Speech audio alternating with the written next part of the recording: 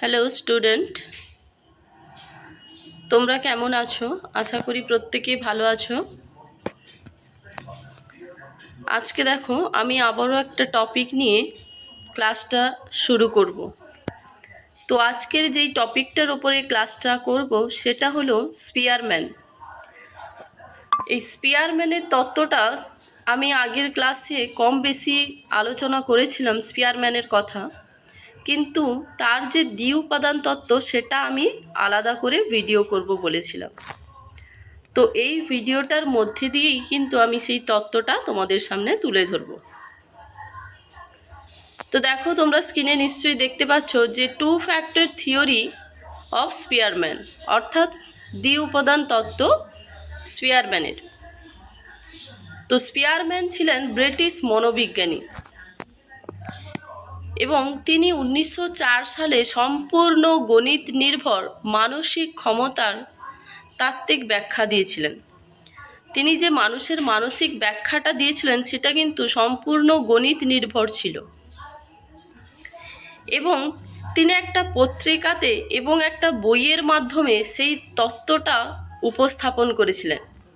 তো যে পত্রিকার মাধ্যমে তার তত্ত্বটি প্রকাশিত হয়েছিল সেটি হলো আমেরিকান জার্নাল অফ সাইকোলজিতে, এবং বইটির নাম ছিল general objectively determined and measured.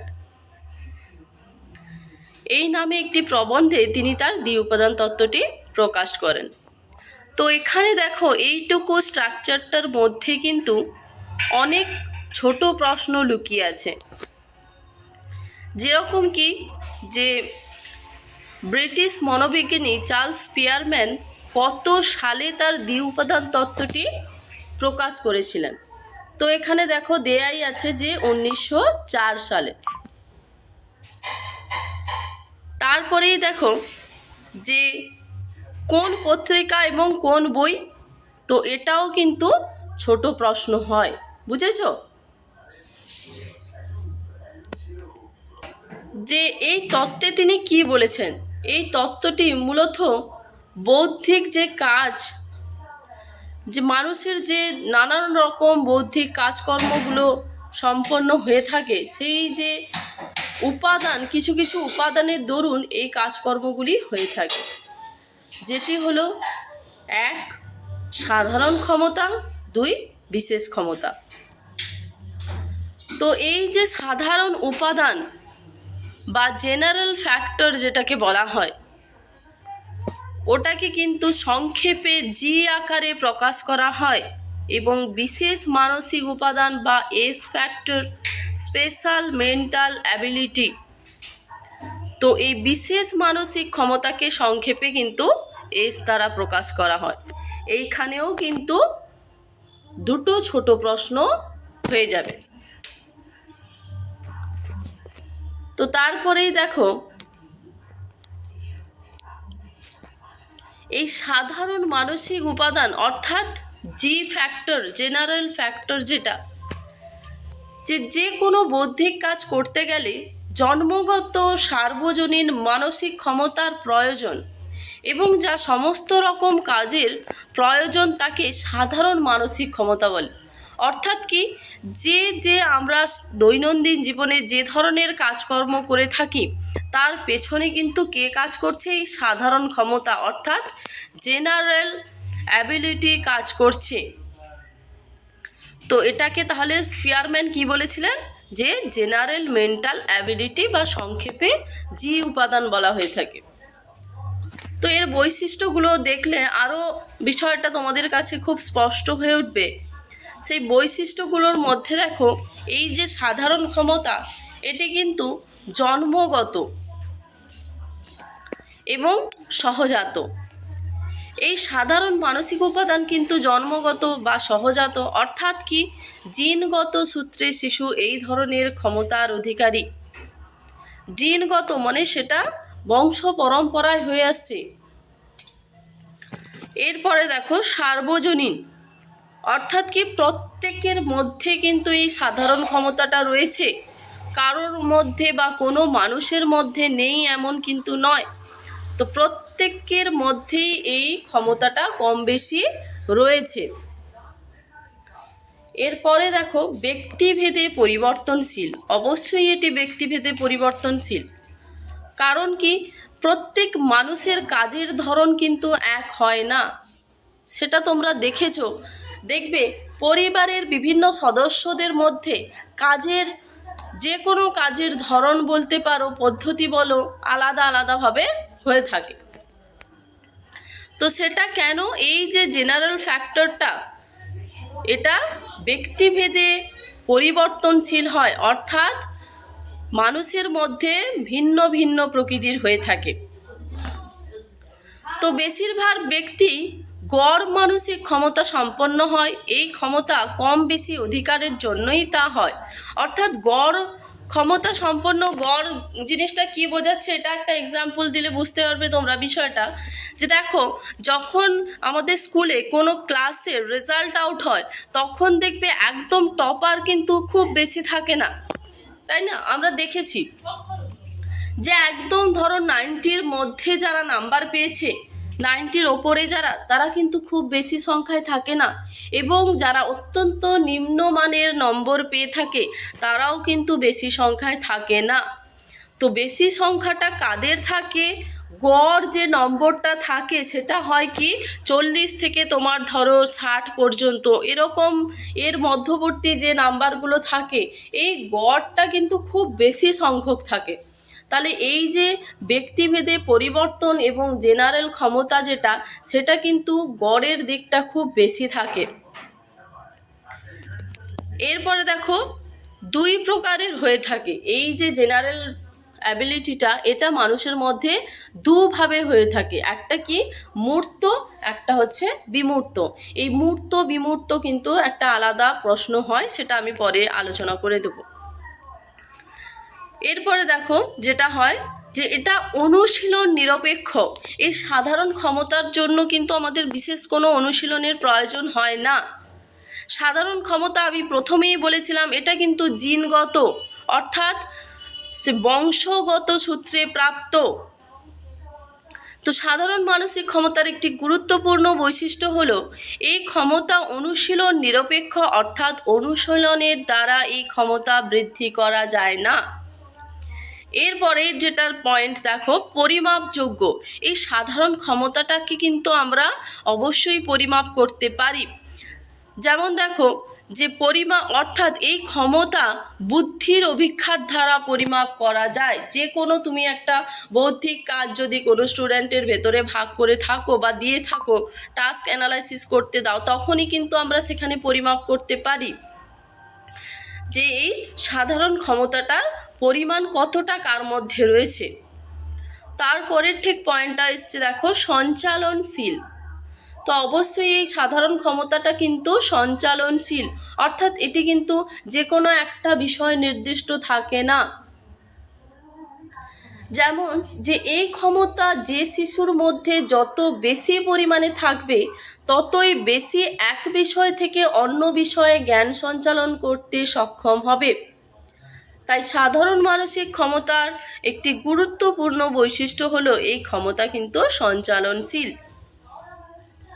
বোঝা গেছে? তাহলে এটা কিন্তু সাধারণ মানসিক ক্ষমতা, অর্থাৎ জেনারেল মেন্টাল অ্যাবিলিটির বৈশিষ্ট্য। এরপরেই ঠিক আছে দেখো, স্পেশাল মেন্টাল অ্যাবিলিটি, অর্থাৎ কি বিশেষ মানসিক ক্ষমতা। দেখতে পাচ্ছ, বিশেষ মানসিক ক্ষমতা, সরি। আচ্ছা, এরপরেই দেখো কি রয়েছে, যে এই বিশেষ মানসিক ক্ষমতা কিন্তু সাধারণ মানসিক ক্ষমতা ছাড়াও মনোবিজ্ঞানী স্পিয়ারম্যান ব্যক্তির দক্ষতা প্রকাশের জন্য যে উপাদানটার কথা বলেছিলেন, তা কিন্তু বিশেষ মানসিক উপাদান। অর্থাৎ কি এক্সপার্ট, আমরা বলি না যে কোনো বিষয়ে কিন্তু খুব এক্সপার্ট। কেউ ড্রয়িংয়ে খুব এক্সপার্ট, কেউ নাচ গান এগুলোতে খুব এক্সপার্ট। তাহলে এই যে বিশেষ ক্ষমতাটা তার মধ্যে কিন্তু খুব নিপুণ আকারে রয়েছে হয়েছে। অর্থাৎ দক্ষতার সঙ্গে যে কাজটা করে থাকে কেউ যদি সম্পন্ন করে, তখন কিন্তু তার স্পেশাল অ্যাবিলিটিটা খুব ভালো কাজ করছে, আমরা বুঝে নেব। তো এটা কিন্তু আগেই বলেছি আমি, সংক্ষেপে কিন্তু এস দ্বারা প্রকাশ করা হয়ে থাকে। যেমন দেখো, সাইকেল চালানোর ক্ষেত্রে গণিত শিখনে আলাদা আলাদা বিশেষ মানসিক ক্ষমতার প্রয়োজন হয়। যে কোনো বিশেষ কাজের ক্ষেত্রে দেখবে বিশেষ বিশেষ ক্ষমতার প্রয়োজন হয়ে থাকে। তো এটারও দেখো আমরা বেশ কিছু বৈশিষ্ট্য এখানে দেখে নিই। যেমন দেখো, এখানে একটি বৈশিষ্ট্য দেয়া আছে যে এটি বিশেষ ধর্মী, ঠিক আছে। তো এই ক্ষমতাটা অবশ্যই কিন্তু বিশেষ ধর্মী। কেন বিশেষ ধর্মী? যে নির্দিষ্ট কাজ সম্পন্ন করতে নির্দিষ্ট বিশেষ মানসিক ক্ষমতার প্রয়োজন হয়। এই বিশেষ ধর্মী ক্ষমতায় বিশেষ মানসিক ক্ষমতার বৈশিষ্ট্য, যেমন অঙ্ক করা, ছবি আঁকা, সাইকেল চালানো, সবই পৃথক পৃথক বিশেষ মানসিক ক্ষমতা। তো এই যে কাজগুলোর কথা বললাম, এগুলো কিন্তু সবগুলোই বিশেষ মানসিক ক্ষমতা। এরপরে দেখো, আরও একটা বৈশিষ্ট্য রয়েছে কি, সংখ্যা। তো এই সংখ্যাতে কি রয়েছে আমরা দেখে নেব যে বিশেষ মানসিক ক্ষমতা সংখ্যায় বহু বা অসংখ্য। বিভিন্ন রকম কর্মের জন্য বিভিন্ন প্রকৃতির মানসিক ক্ষমতার প্রয়োজন হয়। এই বিভিন্ন রকম কাজের ক্ষেত্রে বিভিন্ন ধরনের মানসিক ক্ষমতার প্রয়োজন কি করে আমরা বুঝবো? দেখো, সাইকেল চালানো আর কম্পিউটার চালানো কিন্তু এক নয়। সাইকেল চালানো আর কম্পিউটারের যে ফাংশনের কাজগুলো হয় সেগুলো কিন্তু এক নয়। তাই এই যে ডিফারেন্ট ডিফারেন্ট কাজগুলো, এই কাজের ক্ষেত্রে কিন্তু আলাদা আলাদা রকমের বিশেষ মানসিক ক্ষমতার প্রয়োজন হচ্ছে। 3 নম্বর বৈশিষ্ট্যর মধ্যে কি রয়েছে দেখো, সাধারণ মানসিক ক্ষমতার সহযোগী। অর্থাৎ কি, এটা কিন্তু সাধারণ মানসিক ক্ষমতার সাহায্য নিয়েই হয়ে থাকে, সংগঠিত হয়ে থাকে। অর্থাৎ বিশেষ যে মানসিক ক্ষমতাটা রয়েছে সেটা কিন্তু এককভাবে কোনো কর্ম সম্পাদন করতে পারে না, সাধারণ মানসিক ক্ষমতার সহযোগী হিসেবে কাজ করে। বোঝা গেছে? তো এরপরের ঠিক পয়েন্টটা রয়েছে দেখো, এটি অর্জিত। আর সাধারণ যেটা ছিল সেটা আমরা কি বলেছিলাম, সেটা কিন্তু জন্মগত সূত্রে প্রাপ্ত, জিনগত। এবং বিশেষ মানসিক ক্ষমতা কি, অর্জিত। তাহলে দেখো, এখানে কিন্তু আমরা একটা পার্থক্যও পেয়ে গেলাম, কোনটা সহজাত আর কোনটা অর্জিত। তো অবশ্যই স্পেশাল ফ্যাক্টর অর্জিত এবং জেনারেল ফ্যাক্টরটা সহজাত। তো এই অর্জিত শিখনের মাধ্যমে বিশেষ মানসিক ক্ষমতা অর্জন করতে হয়। এই বিশেষ মানসিক ক্ষমতাকেই প্রবণতা বলা হয়। বিশেষ মানসিক ক্ষমতাকে আমরা কি বলছি, প্রবণতা বলছি। এরপরেই দেখো, পেশাগত সাফল্য। এই যে বিশেষ ক্ষমতা, কারোর মধ্যে যদি কোনো কাজের বিশেষ ক্ষমতা থাকে, সে কিন্তু অবশ্যই যে কাজটি করবে সে কাজে কিন্তু সাফল্য লাভ করবে। তো আমরা বলি না যে এই ছেলেটি খুব পড়াশোনায় মনোযোগ দিয়ে পড়াশুনো করছে, তার মানে এ কিন্তু পরীক্ষায় ভালো ফল করবে এবং সফল হবে, পরীক্ষায় সে সফল হবে। তো এটি কি করছে, পেশাগত সাফল্য আনছে। আরও একটি বৈশিষ্ট্য রয়েছে কি, ব্যক্তি একাধিক বিশেষ মানসিক ক্ষমতার অধিকারী হয়ে থাকে। এটাও খুব ইন্টারেস্টিং। দেখো, যে ব্যক্তি একাধিক বিশেষ মানসিক ক্ষমতার অধিকারী হয়ে থাকে।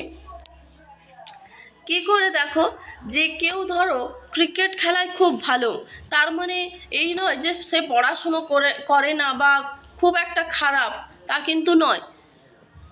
দেখতে পাচ্ছ যে কেউ কারোর মধ্যে বিশেষ ক্ষমতা কিন্তু একাধিক ধরনের থাকতে পারে, যে একটা বিষয়ে বিশেষ ক্ষমতা থাকবে বা একটা বিষয়ের বিশেষ ক্ষমতার অধিকারী তা কিন্তু নয়। এর পরের যে পয়েন্টটি আছে দেখো, পরস্পর নিরপেক্ষ। অর্থাৎ কি বলছে, যে বিশেষ মানসিক ক্ষমতা একটি গুরুত্বপূর্ণ বৈশিষ্ট্য হলো এই ক্ষমতাগুলি পরস্পর নিরপেক্ষ, এদের মধ্যে কোনো সহসম্পর্ক থাকে না বা খুব কম, অর্থাৎ জিরো কোরিলেশন। এই যেমন বললাম যে ছেলেটি পড়াশুনোয় খুব ভালো, অর্থাৎ স্কুলের ফার্স্ট বয়, এবং সে ক্রিকেট খেলায় খুব পারদর্শী, তাহলে পড়াশুনোর সঙ্গে কিন্তু ক্রিকেট খেলার কোনো সম্পর্ক নেই, দুটোর মধ্যে জিরো কোরিলেশন রয়েছে, অর্থাৎ কিন্তু এই স্পেশাল ফ্যাক্টর যেটা সেটা কিন্তু পরস্পর নিরপেক্ষ। বোঝা গেছে? পরস্পর এটি কিন্তু নিরপেক্ষ। এরপরেই দেখো এই চিত্রটা দেখো প্রত্যেকে ভালো করে, যে কি করে প্রথমেই আমি বলছিলাম কি এই যে সাধারণ উপাদান আর বিশেষ উপাদান এগুলোকে সংক্ষেপে আমরা কি আকারে দেখেছিলাম, সংক্ষেপে কিন্তু জি আর এস আকারে দেখেছি। তো এই যে চিত্রটা প্রত্যেকে দেখতে পাচ্ছ, এই একটা গোল চিত্র রয়েছে, অর্থাৎ বৃত্তের মতো দেখতে পাচ্ছ, এবং আর যে তোমার আর যেটি চিত্রের মধ্যে যে তিনটি ছক রয়েছে, অর্থাৎ ক, খ, গ, এগুলো কিন্তু একটি একটি কাজ। তো এগুলো একটি আলাদা কাজ বোঝাচ্ছে। তো এই যে বড় বৃত্তটা এটা কিন্তু সাধারণ মানসিক ক্ষমতা, বড় যে বৃত্তটা দেখতে পাচ্ছ এটা সাধারণ মানসিক ক্ষমতা। আর এই যে প্রত্যেকে দেখতে পাচ্ছ ক, তারপর রয়েছে তোমার খ, আর রয়েছে কি গ। তো এই কাজগুলো কিন্তু প্রত্যেকটা এক একটা আলাদা কাজ। এই কাজগুলোর ক্ষেত্রে দেখো যে জি অর্থাৎ জেনারেল ফ্যাক্টর এবং এস রয়েছে, এস অর্থাৎ কি স্পেশাল ফ্যাক্টর। এই যে জি রয়েছে আর এস রয়েছে, এগুলো কি জেনারেল ফ্যাক্টর আর স্পেশাল ফ্যাক্টর, অর্থাৎ সাধারণ মানসিক ক্ষমতা, বিশেষ মানসিক ক্ষমতা। ধরো ক যে কাজটা রয়েছে ওই কাজের মধ্যে দেখো জেনারেল ক্ষমতা কিছুটা কম লেগেছে এবং বিশেষ ক্ষমতাটা কিন্তু একটু বেশি প্রয়োজন হয়েছে। ঠিক সেই রকমই ক্ষয়ের দেখো তোমরা এটাকে একটু কম বেশিও করতে পারো। ধরো জি, যেটাতে কোনোটাতে আমি জি উপাদানটা বেশি রাখতে পারি এবং স্পেশাল উপাদানটা একটু কম রাখতে পারি। তো প্রত্যেক কাজে তো আর সমান সমান বিষয় প্রয়োজন হয় তা কিন্তু নয়। কোনো কোনো কাজে দেখা যায় কি কোনো কোনো বৌদ্ধিক কাজে জেনারেল যেটা অ্যাবিলিটি থাকে সেটা বেশি প্রয়োজন হয় আর স্পেশাল অ্যাবিলিটিটা কম প্রয়োজন হয়। আবার বিশেষ বিশেষ কাজে কি হয় স্পেশাল অ্যাবিলিটি বেশি থাকে এবং জেনারেল অ্যাবিলিটিটা কম থাকে। তো ঠিক গয়েও দেখো সেমই কাজ, স্পেশাল ফ্যাক্টর রয়েছে, জেনারেল ফ্যাক্টর রয়েছে। তো এই তিনটে কাজ আলাদা আলাদা বলেই কিন্তু আলাদা আলাদা এখানে কালার ইউজ করা হয়েছে। বোঝা গেছে? তো এটি ছিল স্পিয়ারম্যানের দ্বি উপাদান তত্ত্ব। অর্থাৎ এখানে দেখো বিস্তারিতভাবে চিত্রটাকে আলোচনা করা হয়েছে কি যে চিত্রটাকে কি আলোচনা করা হয়েছে যে ওপরের চিত্রের বৃত্ত হলো সাধারণ মানসিক ক্ষমতা, অর্থাৎ স্পিয়ারম্যানের মতে বুদ্ধির ভাণ্ডার। ক, খ, গ তিনটি হলো কি বৌদ্ধিক কাজ।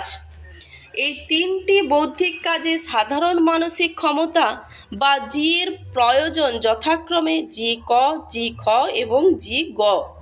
তো পরিমাণে অর্থাৎ বিভিন্ন পরিমাণে কিন্তু এর গুণগত মান এক। এছাড়া কি অন্যদিকে ক, খ, গ বৌদ্ধিক কাজে বিশেষ ক্ষমতার প্রয়োজন হয়েছে, তা হলো এস ক, এস খ এবং এস গ। এই তিনটি বিশেষ ক্ষমতাই কিন্তু একে অপরের থেকে পৃথক। এই যে তিনটে বিশেষ ক্ষমতা রয়েছে এগুলো কিন্তু একে অপরের থেকে পৃথক। পার্থক্য বোঝানোর জন্য কি করা হয়েছে তিনটি আলাদা আলাদা কালার ইউজ করা হয়েছে এখানে। অর্থাৎ এখান থেকে আমরা কি পেলাম যে জেনারেল ক্ষমতা যেটা সেটা পরিমাণে কিন্তু ভিন্ন হয়ে থাকে কিন্তু গুণগত মান এক। পরিমাণটা কোথাও কম লাগছে কোথাও বেশি লাগছে কিন্তু এর গুণগত মান একই থাকছে। কিন্তু এই স্পেশাল ফ্যাক্টর সেটা কিন্তু একে অপরের থেকে আলাদা হয়ে থাকে, অর্থাৎ গুণগত মানটাও কিন্তু আলাদা হয়ে থাকে। ঠিক আছে, তো এটা ছিল স্পিয়ারম্যানের দ্বিউপাদান তত্ত্ব। এটা কিন্তু খুব একটা ইম্পর্ট্যান্ট টপিক এবং সাধারণত পরীক্ষায় খুব বেশি আসে এই প্রশ্নটা। তোমরা যদি এইভাবে চিত্রের মাধ্যমে লেখার চেষ্টা করো তাহলে কিন্তু এটা খুব ভালো একটা এফেক্টিভ অ্যান্সার হতে পারে। ঠিক আছে, তো আজকের ক্লাসটা আমার এই পর্যন্তই। আমার ক্লাস যদি তোমাদের ভালো লেগে থাকে তাহলে প্লিজ বন্ধুদের সাথে শেয়ার করবে এবং আমার চ্যানেলটিকে লাইক এবং সাবস্ক্রাইব করবে।